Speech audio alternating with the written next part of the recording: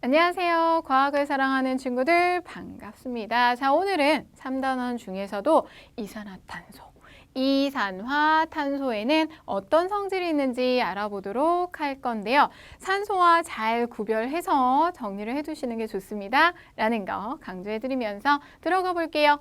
여러분, 이산화탄소를 발생시켜서 성질을 직접 확인을 해볼 건데 한 가지 지금 여기 나와 있는 발생 장치 복잡하지만 우리 다 알고 있죠. 이걸 기체 발생 장치라고 한다. 산소를 발생시킬 때 장치랑 똑같이 설치를 하시면 돼요. 그럼 뭐가 다를까? 이산화탄소를 발생시키기 위해서 넣는 물질이 달라요. 잘 보세요. 지금 여기 깔때기에는 진한 식초를 2분의 1 정도 넣어줍니다. 이산화탄소를 발생시키기 위해서는 진한 식초가 필요하구나 라는 거 한 가지 기억을 해주시고요. 그리고 가지 달린 삼각 플라스크에는 물 조금과 함께 탄산수소 나트륨을 4~5숟가락 넣어줘요. 실험 과정을 살펴보면 그렇게 되어 있거든요. 진한 식초랑 탄산수소 나트륨이 필요하구나 라는 걸 아실 수가 있죠. 다시 한번 이산화탄소 발생시키려면 탄산수소 나트륨과 진한 식초가 필요하다 잊지 마시고요. 여기도 보시면 주의할 점이 있는데 기체가 발생할 때는 핀치집게 열지 않습니다.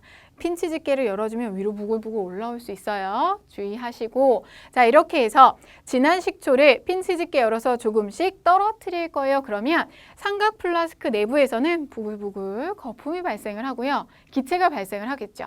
물론 이산화탄소 기체 발생을 해서 이 가지 쪽으로 쭉 이동을 하게 되고 우리는 여기에서 거품이 올라오는 걸 볼 수 있는데 직기병에 이산화탄소가 모인다라는 거 확인을 하게 되는 거죠. 자 보시면 이렇게 해서 발생한 이산화탄소 기체를 여러 가지로 탐구를 해볼 건데 색깔과 냄새를 관찰하고 이산화탄소가 된 직기병에 향불을 넣어서 불꽃의 변화도 관찰해 볼 거고요. 그리고 직기병 안에 석회수도 넣어서 어떻게 변하는지 알아보도록 할 거예요.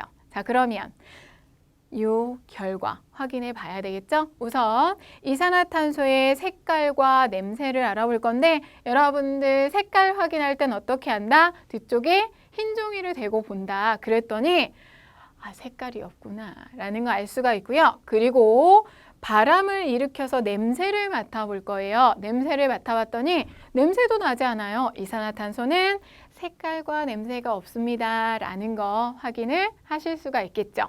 자 그리고 나서 향불을 넣어줄 거예요. 이산화탄소가 가득 찬 직기병 안에 향불을 넣어주는데 여러분 여기 사진에 보세요. 불이 꺼졌어요. 향불이 꺼졌어요. 이걸 알 수가 있죠. 내가 관찰한 결과 그대로이고요. 하나 더, 석회수를 넣고 흔든다 라고 이야기를 했죠. 이산화탄소가 가득 든 직기병에 석회수를 넣고 흔들어 주게 되면 어때요? 전보다 뿌옇게 흐려진 걸 보실 수가 있습니다. 석회수가요 마치 우유를 탄 것처럼 원래는 투명했었는데 뿌옇게 흐려지는 걸 관찰을 할 수가 있어요.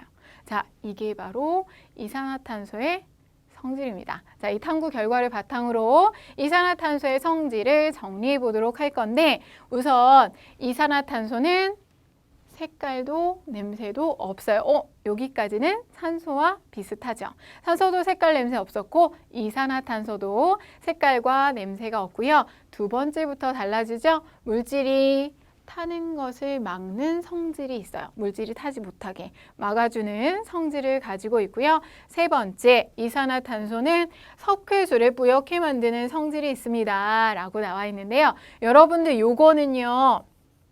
앞으로 과학을 공부하시면 계속해서 고학년에 올라가셔서도요. 나오는 내용이니까 잘 기억해 두세요.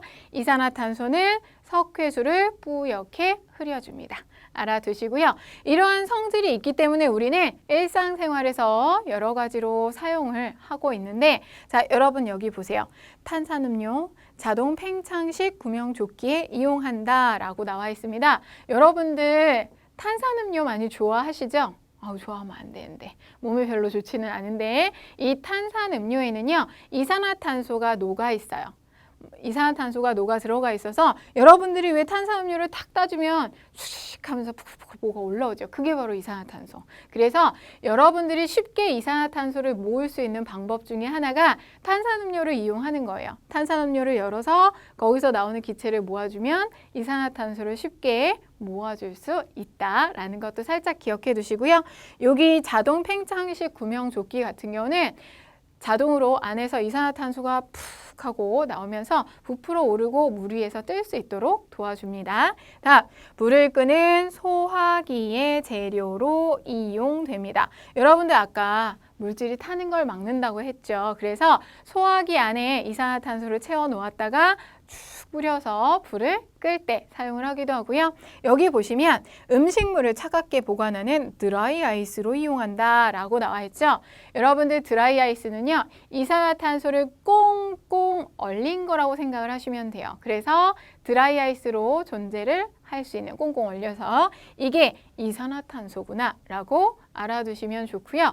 그리고 여러분들이 소화제라고 하는 거 있어요. 이 소화기 말고 배가 꽉 차서 막 배가 더부룩하고 이럴 때 소화 안 될 때 마시는 소화제에도 이산화탄소가 사용되기도 합니다. 여러모로 이용되고 있구나. 이산화탄소의 성질과 관련지요. 생각을 해두시면 좋겠죠? 자, 이렇게 해서 이산화탄소의 성질을 알아봤습니다.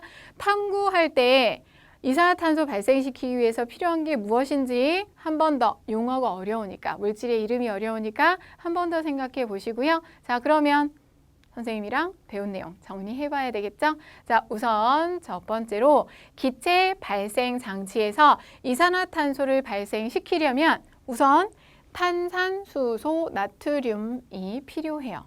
가지 달린 삼각 플라스크에 탄산수소 나트륨을 넣어줘야 하고요. 그리고 깔때기에는 뭘 넣었었죠?